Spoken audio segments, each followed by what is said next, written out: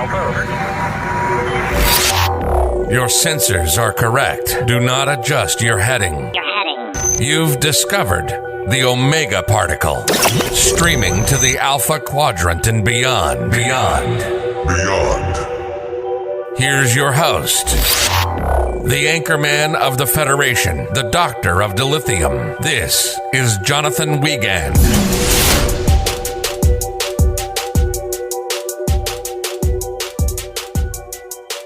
You know me, it's OPP.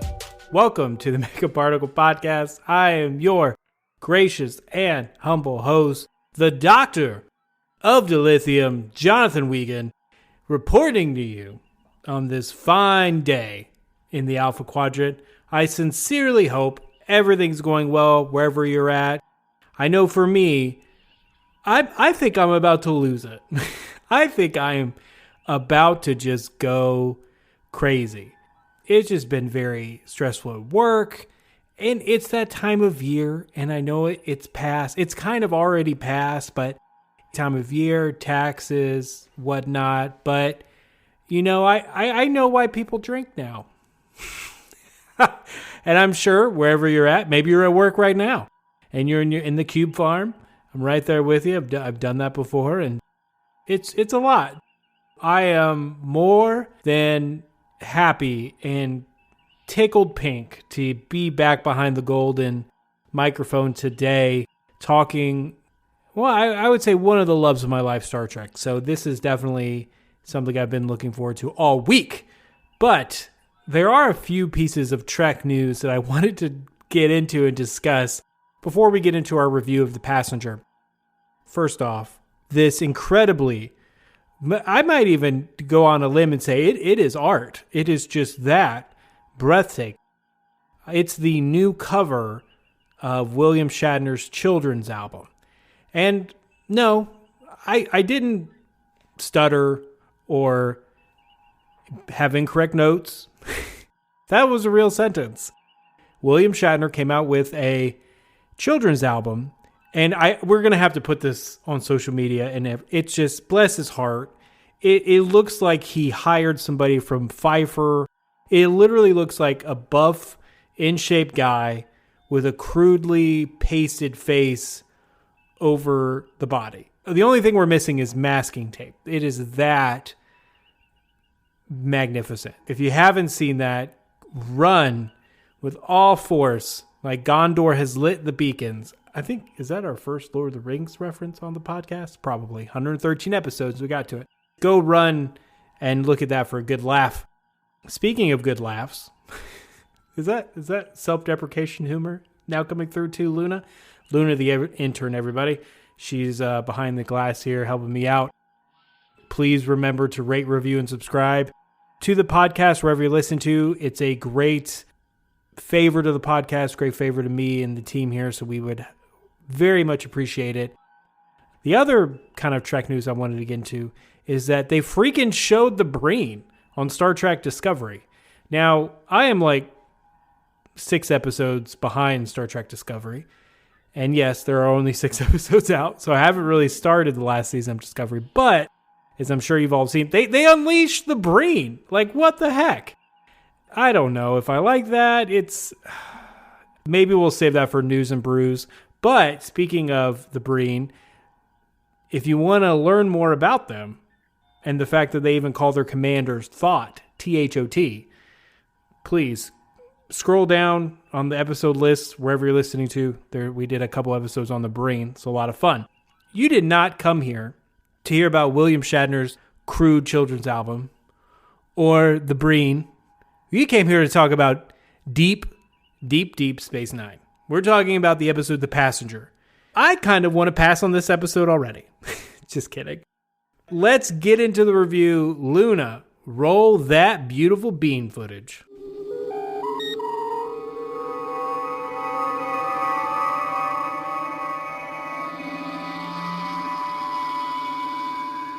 As the episode opens, I just have to talk about how much of a dick Julian Bashir is.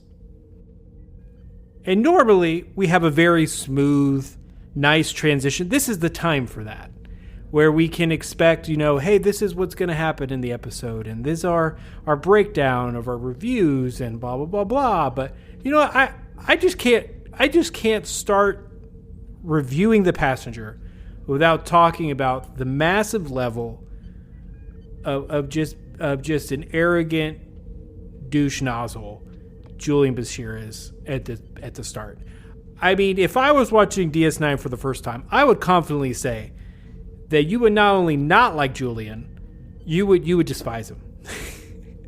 And that is a testament to the writing, that the writers over this next 7 seasons develop Julian in the way that you eventually come to love him and feel for him and empathize with him. But good golly, Miss Molly, not today. I wanted to throw him out the nearest airlock. And he did even get the simple jokes, like Kira was saying to him, "Wow, I'm honored to be in your presence." And bro did not take a hit. I just could not start the episode without talking about this, because did not like it, rubbed me the wrong way in every single way possible. But getting into the summary of the episode, outside of the dickishness of Julian here. So we're going to give a little brief summary of the episode, kind of what happens, in case you haven't seen the episode in quite some times. We're going to give a breakdown and then talk about what we liked about the episode, what we didn't like about the episode, and just some of the highlights and kind of stray observations we had.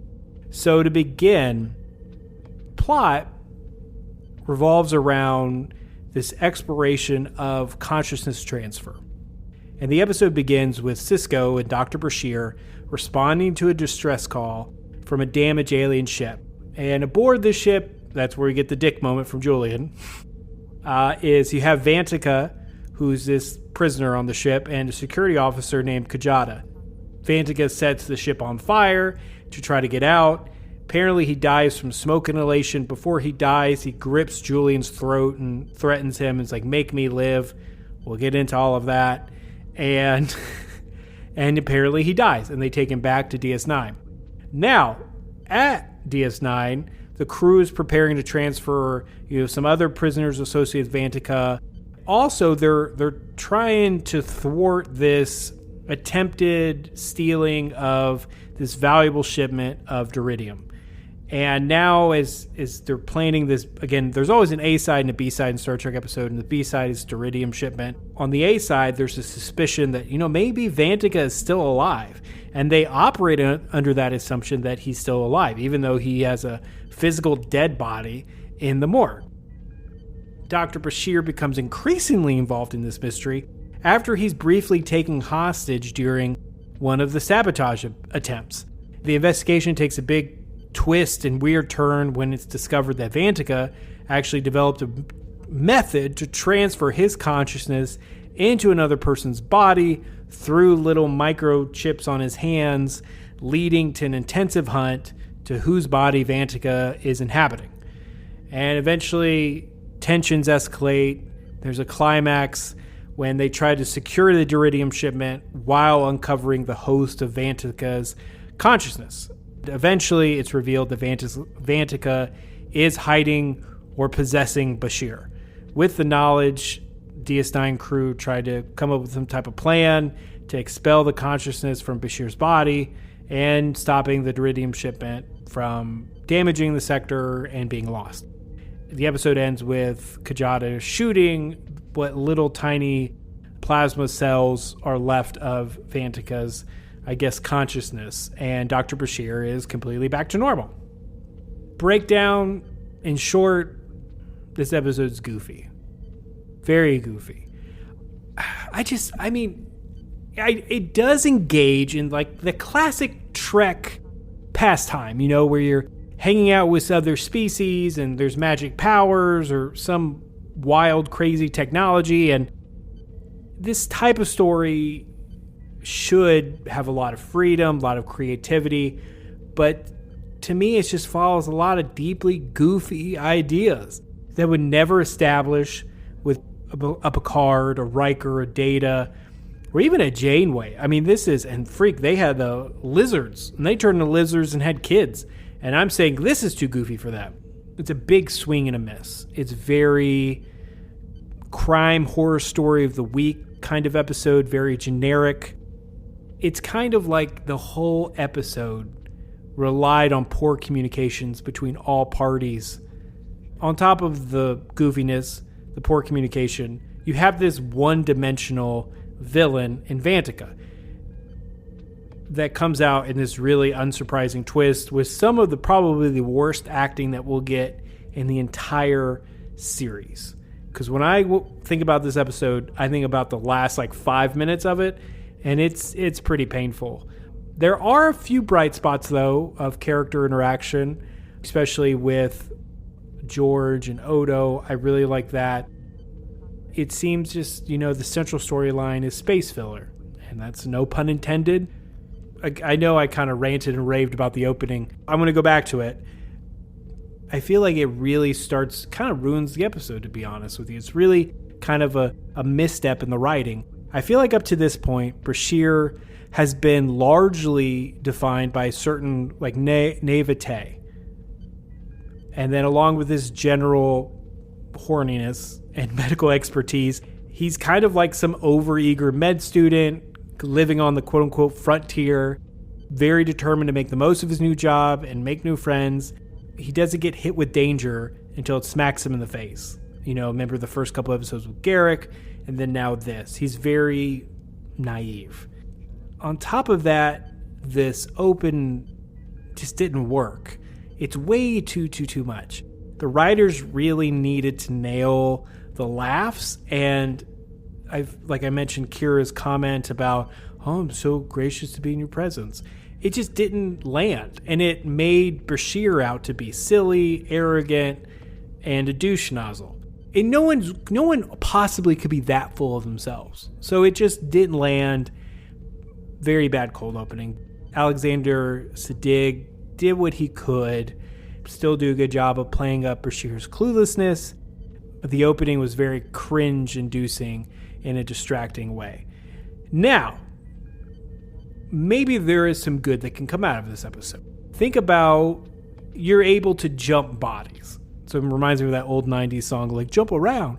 And that's kind of what they did. We have this criminal genius who's able to body jump. And that plot arrives, and it actually turns out to be very flat and predictable. We know what's going to happen. We know he's going to be in somebody, he's going to get caught, and eventually he'll get destroyed or somehow get arrested or whatever. The only really kind of surprise was that Bashir is the one that get infected and not Kajada. I feel like the cop escort in Vantica who's obsessed with the idea of the prisoner, I would say that could have been almost a better plot line, more of an ironic plot line, that she was the person she was searching for, kind of like that Voyager episode where Tuvok and the Maquis got brainwashed, and Tuvok's trying to investigate the crime of all these people being put in comas, and he's like, oh, it was me. I was the one doing it. Even that could have worked better on the Kajada side as opposed to just making it Bashir. Well, let's not forget the amazing opening, because if you were paying attention at all, the truth is just out there immediately. It telegraphs it to the world. Vantica grabs Bashir's neck and then says, make me live. And then again, there's a big misstep when quote-unquote Vantica grabs Quark from behind in the promenade. He has a male voice. He's shorter than Kajada. And so it just kind of shows okay, couldn't have been Kajada. First off, male voice. Second of all, he's shorter than Kajada. So from the get-go, you knew it wasn't her. And I don't know if they meant to do that, meant to give that so much away. But to me, it's just came out very clunky, and it wasn't really that big of a surprise. Again, you're just kind of like a movie you've seen 3 or 4 times. You're just waiting for it to play out. You know what's happening, and you're just waiting to get to that scene. And Bashir's head isn't puking, and his head spinning, and climbing the wall type of thing. But there's really not any mystery beyond that. They don't really touch into the battle for Bashir, or maybe even having him just kind of go back and forth with Vantica, or kind of this kind of battle of wills inside the mind, or anything like that, or who's going to come out. It's just a very kind of all happens outside of Bashir. We don't get really insight into his mind. which I think would have been really cool if they made this episode type of this, demon on the shoulder with Bashir. I think that would have been a little bit more, a little bit edgier, but a little bit more fun. It's pretty clunky and nowhere near as creepy or cool as it could have been. Let's get to the bad guy. In the words of Billie Eilish, I'm the bad guy. And this was kind of just it. He has no personality. It's more of an idea than a conscious threat. I mean, the first half of The Passenger, he's this kind of absentee boogeyman. And then the rest of the episode, he has a speech impediment. I mean, seriously, what the crap was that? Was that acting? Acting not to act? Was it the writing? Was it the director notes?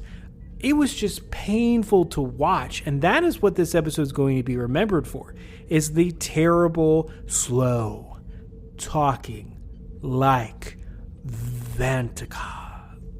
I can feel Siddig playing this character the best he can. It is that bad. And whoever gave him the notes for the pronunciation should have been better thought out. I feel like instead of like, hey Alex, this is what we need you to do, brother. We need you to talk really slow, kind of like you have a speech impediment, and talk really menacingly.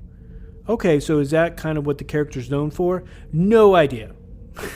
He yells one line, so we could have gone in any direction, but let's go with this one.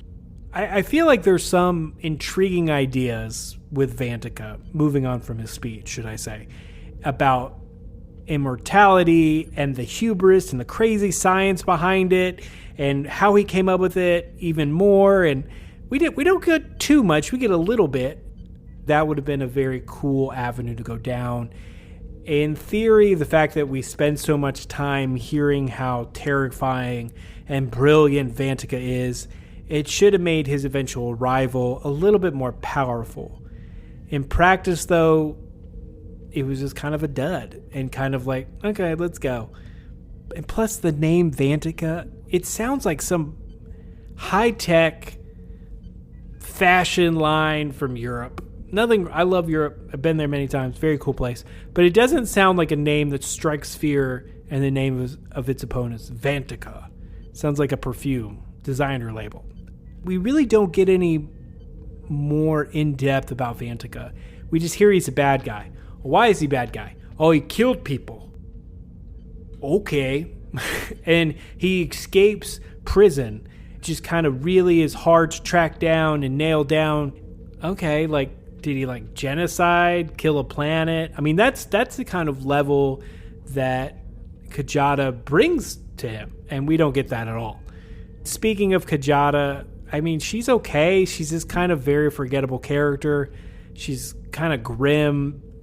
She fits the purpose. People thought that she was Vantika or possessed by Vantika. They shut her out. She gets mad, argues with Odo. And that's about it. Moving on, in terms of world building for this episode, Quark finally gets involved with some actual legitimate, or should I say illegitimate, businessmen and some shenanigans this week. Quark, just refresh, hired a crew on Vantika's orders to hijack the shipment of Duridium, which apparently helps extend one's life. That is why Vantika wants it. The Federation is trying to get it to the dying race who needs it to survive. That would have been almost a better story if they focused more on this life-extending mineral or material that could have helped these people because they're dying in such a way. I think that would have been a more interesting story, but I feel like I've said that 15 times and I have to apologize. Like, hey, this would have been better. This would have been better. I am not a writer. I'm an accountant. I know finance. I know financial analysis. I do not know writing, so I'm not going to pretend like I could do what these people do. Any way, shape, or form, I know this is Monday quarterbacking, which means I'm sitting in a chair afterwards pointing out what was wrong. That's why we're here, because we love Star Trek, and ultimately DS9 is the best Star Trek show ever, in my humble opinion. So, if you feel like I'm being really mean or ganging up on these poor writers in this poor episode, I promise you, I am not. I am doing it as a labor of love and spewing my opinion across the Alpha Quadrant. much like Vantika slowly spewed his terrible word choice and acting. This is the first time that the show so far in DS9 kind of gave us hard proof that Quark is nefarious and does actually do illegal things. And that's kind of the first time we have a odd balance for the character.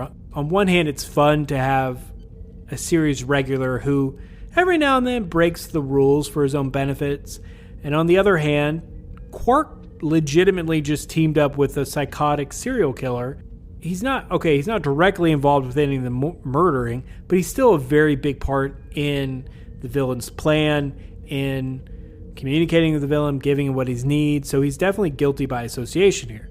And that's a very moral gray area that DS9 will explore beautifully going forward. But in this episode, Quark was kind of flunky and just kind of helped the killers go on killing in a sad way.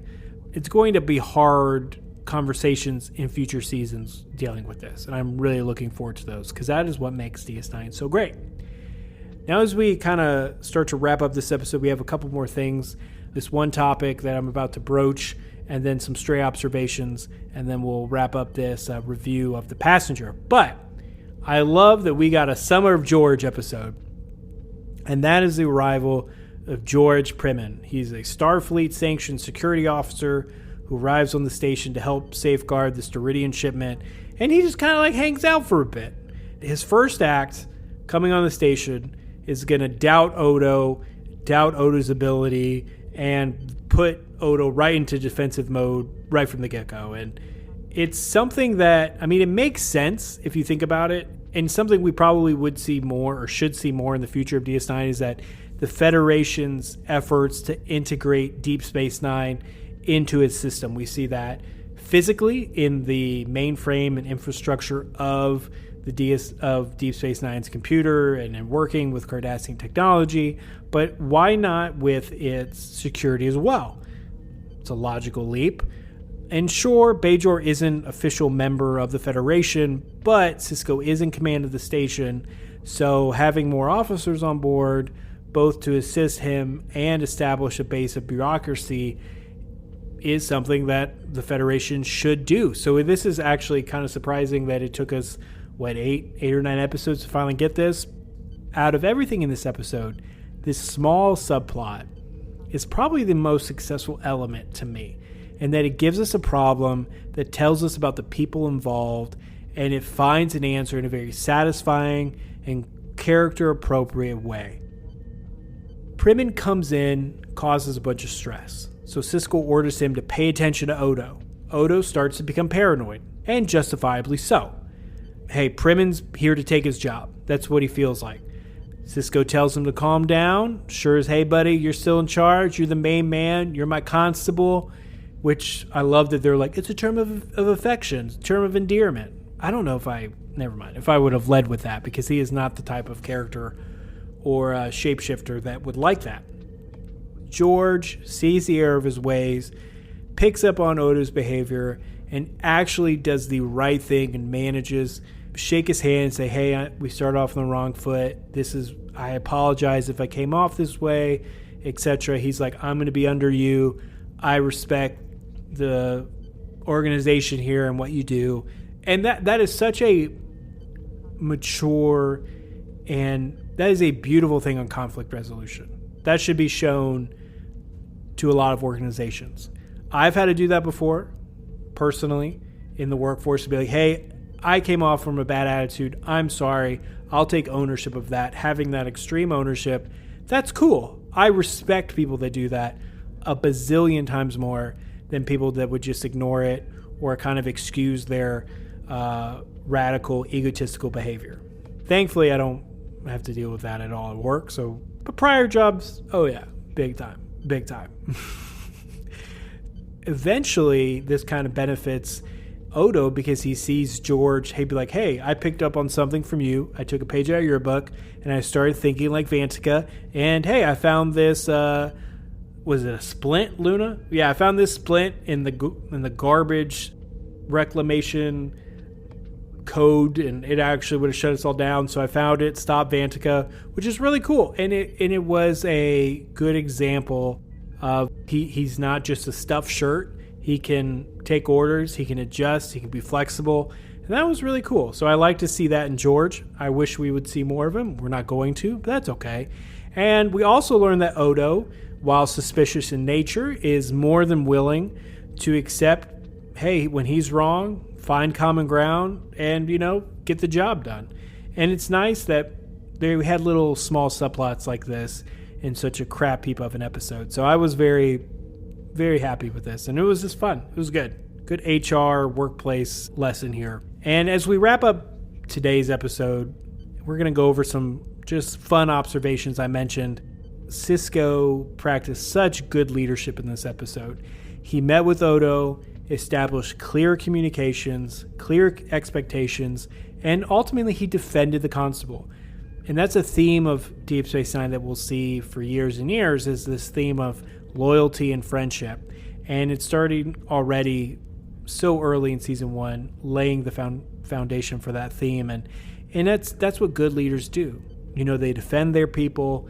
They willing to hear everybody's sides, having an atmosphere where you can be vulnerable in front of them and tell them straight exactly what you're thinking. Very cool. Awesome job by Sisko on that. For an episode rating, I'm going to give it a 2.5 out of 5. So that's the lowest episode so far that we've reviewed of Deep Space Nine. And again, the metric is 5. Absolutely amazing. Earth-shattering. There should never be a number 5 ever made. It's just too good. And number 1 is absolute dog crap that nobody likes. So I give it a 2.5. It is what it is, brother. It is what it is. And thank George and Odo, because it probably would have been in the ones if it wasn't for those two wonderful guys. So that has been our review episode on The Passenger. Thank you so much for listening. And Luna, let's wrap it up.